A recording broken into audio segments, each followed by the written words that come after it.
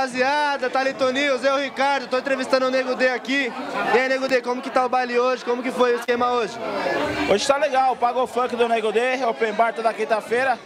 Dia 7 tem MC Smith ao vivo aqui, não quinta-feira, agora a próxima. E nós estamos no Rei da Breja também, fazendo o melhor do Pagou Funk, do pagode. Terça-feira tem Neguinho do Cacheta, ao vivo lá, estamos convidados. Vou chamar meu sócio do Rei da Breja, Renan, Leonel. Faz favor, Renan. Vem, Renan, vem, Renan. Vem, Renan. E aí, Renan, dá um salve no Thalito News aí. Fala pra gente como que tá sendo o dia aí de hoje. Tá lotada a casa, como sempre, Nego D Eventos, Renan Leonel agora.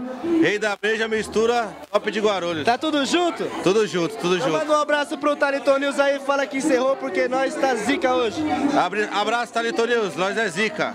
Aí, Nego D, dá um abraço, dá um salve pra Thalito News, pra todo mundo que te vê lá. Thalito News sempre veio abrilhantar os eventos de Guarulhos, prestigiando as festas de Guarulhos.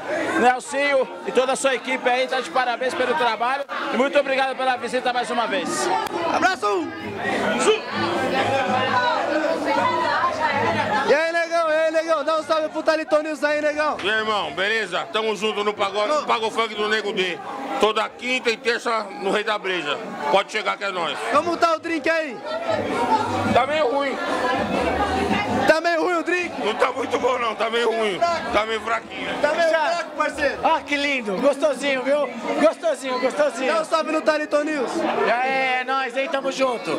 Quinta e terça, suave, tranquilo.